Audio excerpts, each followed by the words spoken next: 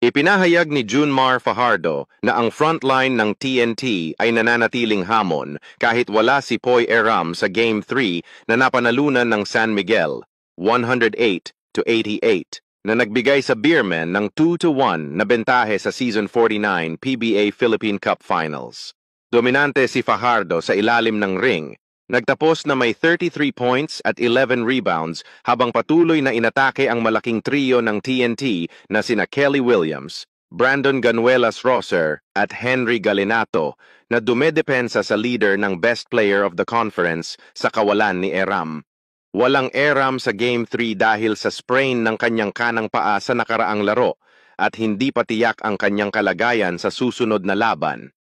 Nagpakita siya noong Game 3 na may suot na protective boots at naging cheerleader na lamang. Ngunit natuwa si Fajardo na ang kanyang mga kasama ay muling nagbigay ng magandang laro habang ang SMB ay nakakuha ng back-to-back na panalo upang itawid ang kanilang nakababagot na pagkatalo sa Game 1.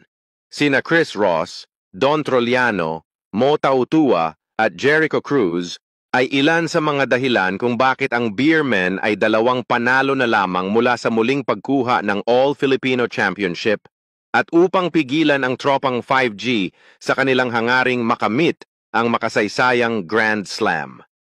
Ang performance ni Fajardo sa Game 3 ay ang kanyang pinakamagandang laro sa conference, sa kabila ng kanyang calf injury na naging hadlang sa kanyang laro noong semifinals laban sa Barangay Ginebra. Ano ang masasabi nyo sa galawang JMF? Unstoppable pa rin ba mga idol?